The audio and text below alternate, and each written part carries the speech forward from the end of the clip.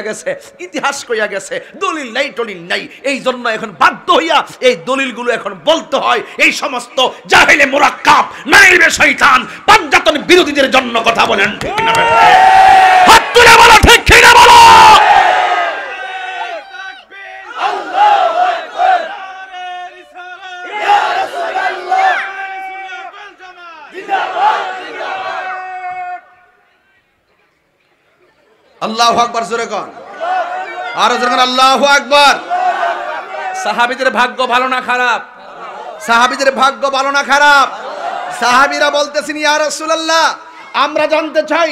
ক্বালু ইয়া রাসূলুল্লাহ, সাহাবীরা বললেন আপনি বলছেন জান্নাতে একটি জায়গা আছে, ওই জায়গার নাম হলো ওয়াসিলা, ওই জায়গায় গিয়ে আপনার ওসিলা ধরে চাওয়ার জন্য, তাহলে নিশ্চয়ই ওই জায়গাটা স্পেশাল একটা জায়গা। আমরা জানতে চাই মাইয়াসকুনু মাকা, আপনার সাথে ওই জায়গায় কে থাকবে একটু বলে দেন।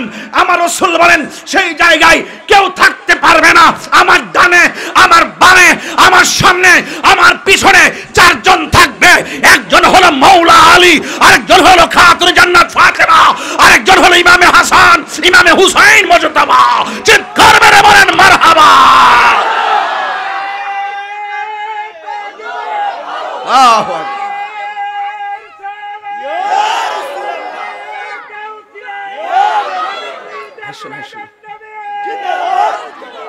আল্লাহু আকবার জোরে বলেন। তার মানে বোঝা গেল আগের হাদিস, আমি নবী গাছ, ফাতেমা গাছের ডাল, আমার আলী হলো সেই গাছের পাপড়ি, আমার হাসান হুসাইন হলো সেই গাছের ফল। আবার এখানে বলছে ওসিলা নামক জায়গায় চারজন, এখানেও চারজন, এই জায়গাও চারজন। আরেকটু সামনে যান, আর শাজিম, আর শাজিমের মাঝ বরাবর একটা গম্বুজ আছে। গম্বুজের নিচে আমার রাসূল বলেন আমি থাকবো। এবার সাহাবারা প্রশ্ন করলেন ইয়া রাসূলুল্লাহ এত সুন্দর গম্বুজের নিচে আর কে থাকবে আপনার সাথে? আমার রাসূল বলেন চারজন থাকবে। একজন মাওলা আলী রাদিয়াল্লাহু তাআলা আনহু, আরেকজন ফাতেমা জাহরা রাদিয়াল্লাহু তাআলা আনহা, আরেকজন ইমামে হাসান মুজতাবা রাদিয়াল্লাহু তাআলা আনহু, আরেকজন ইমামে হুসাইন মুজতাবা রাদিয়াল্লাহু তাআলা আনহু। সেখানেও আমার সাথে চারজন থাকবেন, এরাই আমার আহলে বায়ত। আল্লাহু আকবার বলবেন না? আর জোরে কোন আল্লাহু আকবার। عن أبي موسى الأشعري رضي الله تعالى عنه عن أبي موسى الأشعري رضي الله تعالى عنه عن أبي موسى الأشعري رضي الله تعالى عنه عن النبي صلى الله عليه وسلم أخذ بيد حسن وحسين من أحبني وأحب هذين وأباهما وأمهما। আবি মুসা আশআরী রাদিয়াল্লাহু তাআলা আনহু থেকে বর্ণিত, তিনি বলেন রাসূল থেকে বর্ণনা করেছেন, রাসূল একদিন ইমাম হাসান হুসাইনের হাতের মধ্যে ধরলেন, এইভাবে হাতে ধরলেন, ধরে বললেন মান আহাব্বানি, যে আমারে ভালোবাসবি, ও আহাব্বা হাযাইনে, যারা এই দুইজনকে ভালোবাসবে। এই জায়গায় ভালোবাসা সীমাবদ্ধ রাখলে চলবে না। ও আবাহুমা, এই দুইজন হাসান হুসাইনের আব্বাকে ভালোবাসতে হবে। ও উম্মাহুমা, হাসান হুসাইনের আম্মাকে ভালোবাসতে হবে। যারা আমাকে ভালোবাসবে, আমার ফাতেমাকে ভালোবাসবে, আমার আলীকে ভালোবাসবে, আমার হাসান হুসাইনকে ভালোবাসবে, আমি রাসূল বলে দিলাম আমি নবী যেই জায়গায় থাকবো ওই ভালোবাসার প্রেমিকগুলো জান্নাতে সেই জায়গায় থাকবে। সুবহানাল্লাহ।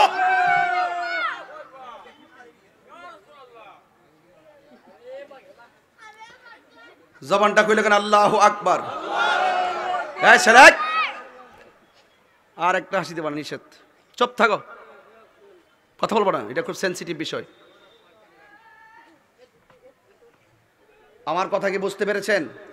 তাহলে ওলি হইতে গেলে, খাঁটি বান্দা হইতে গেলে জায়গা জায়গায় যাদের মাখানা কে দান করেছেন, জায়গা জায়গায় যাদের মর্যাদা কে দান করেছেন, তাইলে ওই মর্যাদার সিঁড়িতে পা না রাখলে, ওই ভালোবাসার সিঁড়িতে যদি আপনি নিজের হৃদয়কে ধাবিত না করেন, আপনি ওলি হইবেন দূর কথা, খাঁটি বান্দাই হতে পারবেন না। আর ওদের বিরোধিতা করলে আপনি মুসলমানিত্বই থাকবে না। কথা বলেন ঠিক না বে ঠিক? তাইলে কথাগুলো কি পরিষ্কার হয়ে গেল না? আর কোন ধরনের সংশয় আছে?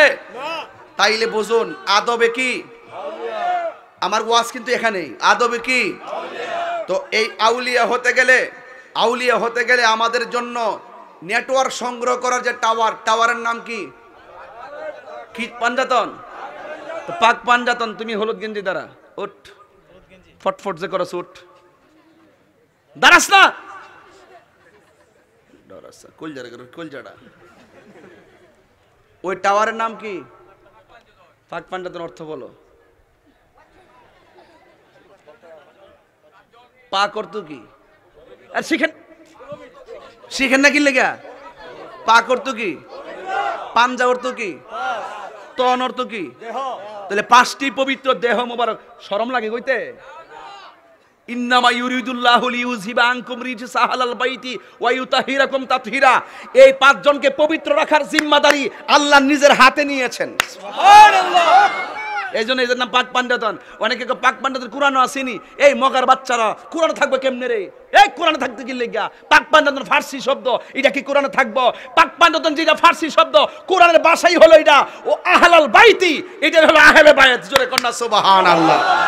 ফার্সি ভাষায় যেটা নামাজ, কোরআনের ভাষায় সেটা সালাত। ফার্সি ভাষায় যেটা পীর, কোরআনের ভাষায় সেটা হলো মুর্শিদ। ফার্সি ভাষায় যেটা হলো রোজা, কোরআনের ভাষায় সেটা হলো সাওম।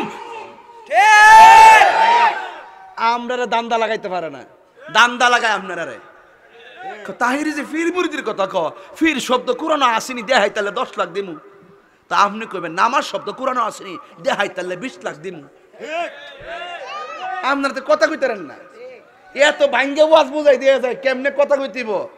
এমনি ফটোর পর মোবাইল টিপতারে ভালো করে। আসল কাম করুন না, কোনো ফিলান নাই বেড়া।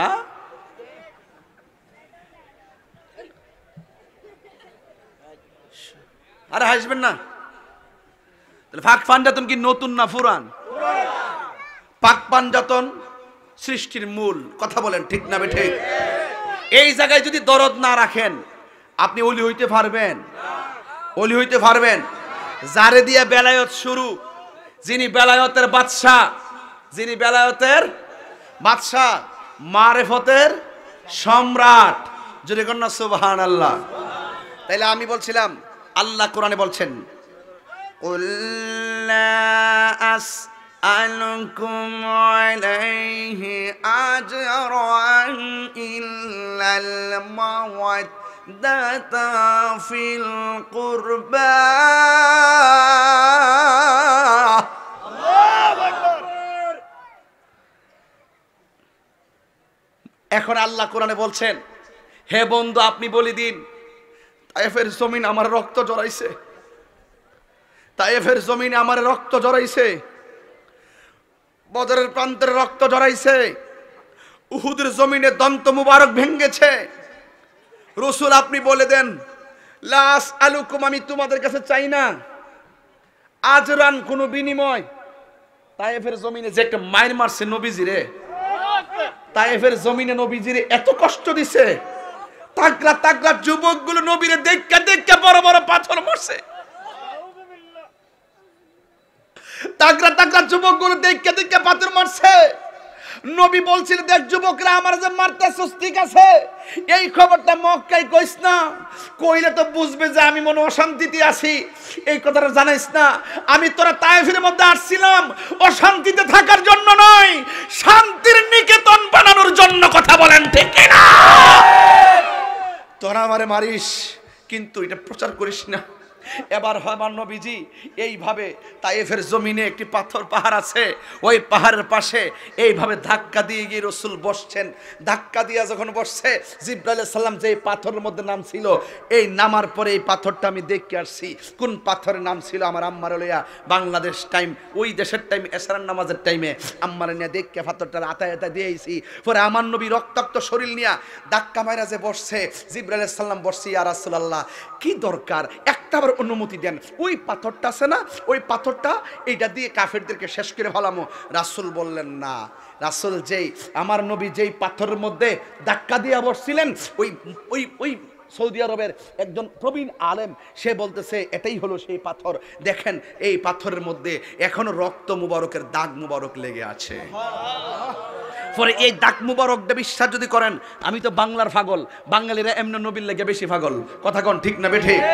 অনেকে ভিডিও করতেছে, এই রক্ত মুবারকটা ভিডিও করতেছে, আমিও মোবাইল লাগাইছি, কিন্তু আমার মন ভরে না, আমার দিলে মানে না।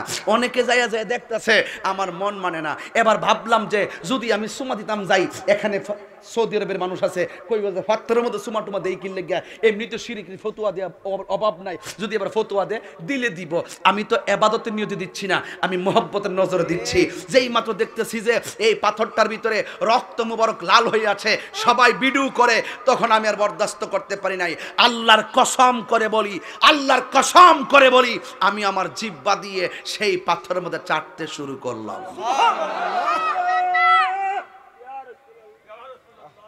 আমি একটু পরে মসজিদে ঢুকছি, যে এই মসজিদটারে শিয়ারা আগুন দিয়ে পুরাই দিছিল। কিছু কিছু কাঠ আছে, কাঠগুলো এখনো পুরা যায়, দেখবেন কাঠটি এখনো পুরা, ভিতরে অন্ধকার।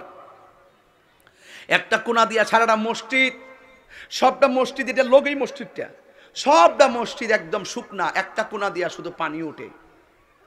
তখন ওই হুজুরে জিগাইলাম, কি ব্যাপার, এখানে পানি উঠে কেন? সে বলতেছে, আল্লাহর হাবিব পাথরের আঘাত খাইয়া নামাজটা পড়ার জন্য এই জায়গায় আইসা সেজদায় পড়ে উম্মতের জন্য কাঁদছিলেন।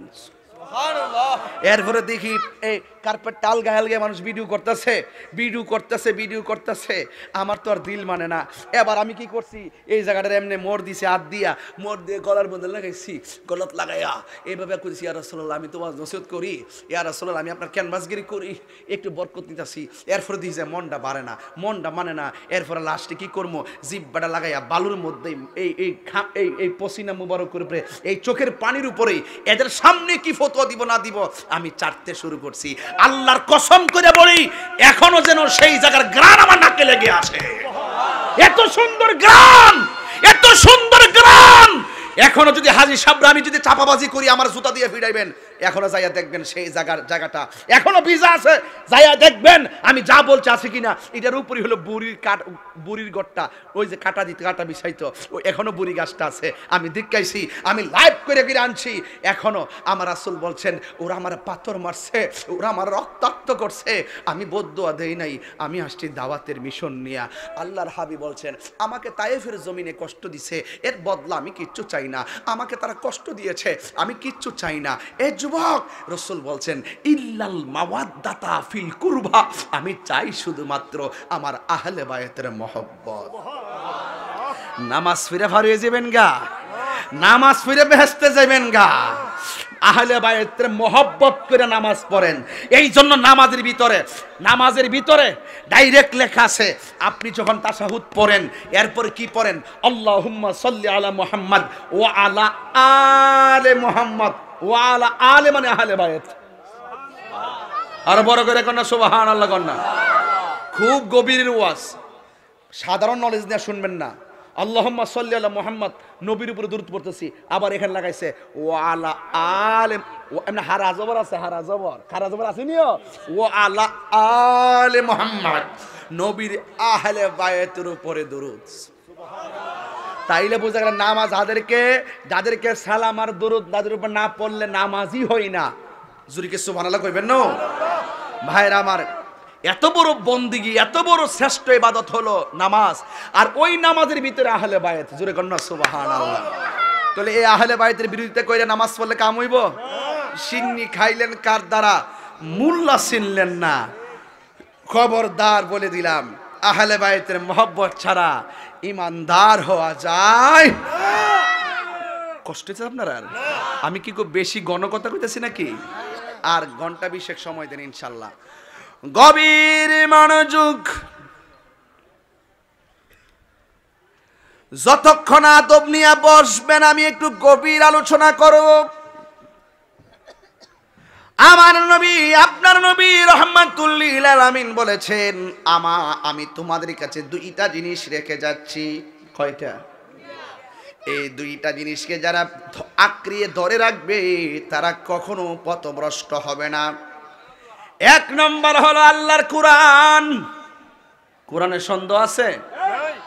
ইন্না নাহনু নাযালনা যিকরা ওয়া ইন্না লাহু লাহাফিজুন।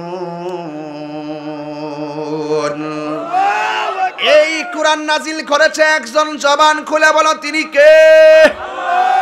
আমার আল্লাহ কোরআন নাজিল করেছেন, কোরআন হেফাজতের দায়িত্ব আমার আল্লাহ কাউকে দেয় নাই, একজনের হাতে রেখে দিয়েছেন, জবান মধ্যে আগুন ধরাইয়া দিছে। নাউজুবিল্লাহ, জোরে কোন। কালকে দেখলাম হিন্দুর লাশ যেই ঘরের মধ্যে পড়ে এমন একটা ঘর